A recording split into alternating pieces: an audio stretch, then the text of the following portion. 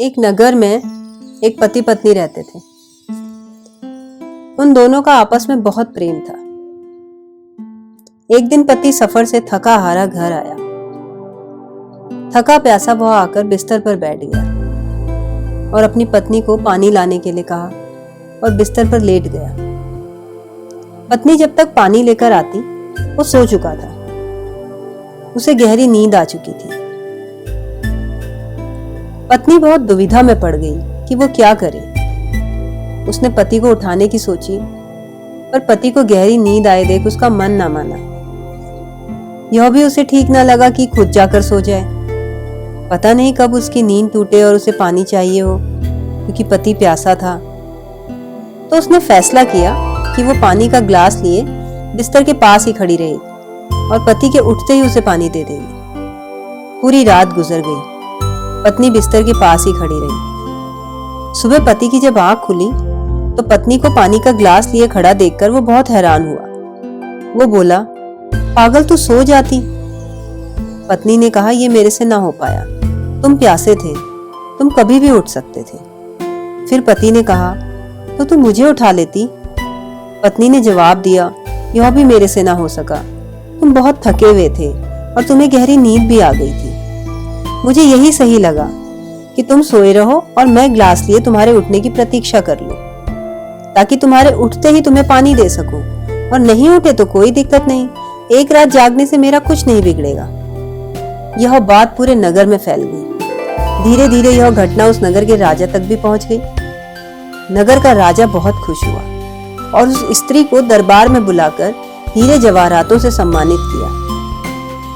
राजा ने उस स्त्री की प्रशंसा करते हुए कहा, मुझे बहुत गर्व है कि मेरे नगर में ऐसा सच्चा प्रेम आज भी जिंदा है।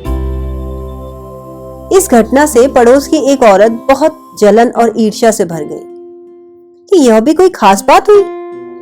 एक रात ग्लास हाथ में लेकर खड़े रहो और राजा से लाखों रुपयों के हीरे जवाहरात ले लो, यह भी कोई खास बात है। राजा बड़ा मूर्ख है। उसने अपने पति को कहा कि सुनो जी, हम भी ऐसा ही करेंगे, क्योंकि ये तो हद बात हो गई। जरा रात भर की तो बात है, और मुझे तो यकीन भी नहीं कि वो पूरी रात खड़ी भी रही कि नहीं। अरे क्या पता सो गई हो, झपकी ही ले ली हो और सुबह उठकर बातें फैला दी हो। उसके पति को भी लाखों के हीरे जवाहरात का लालच हो गया। उन्होंने उस रात वैसा ही करने की सोची। पति थका मांदा घर आया और पानी मांगकर सो गया। सोया तो नहीं, सोने का नाटक किया। अब पत्नी ने सोचा कि अब बाकी का दृश्य तो सुबह ही होने वाला है। बेकार ग्लास लेकर खड़े रहने का कोई फायदा भी नहीं। अरे किसको पता चलेगा कि खड़े रहे भी कि नहीं खड़े रहे। वो भी ग्लास व्लास रखकर सो गई। सुबह उठकर पति पत्नी ने वही बातें जोर जोर से की।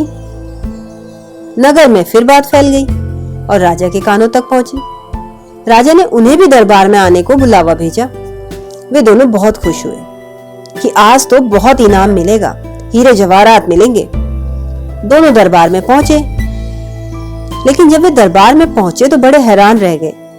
राजा ने 2 आदमी तैयार कर रखे थे उन्हें सजा देने के लिए। राजा ने उन्हें 5-5 कोड़े मारने की सजा दी। पति पत्नी चीखने चिल्लाने लगे कि यह तो हद अन्याय है। इसी घटना पर किसी को हीरे जवाहरात मिले और हमें कोड़े, ऐसा क्यों? हमने भी तो वही किया।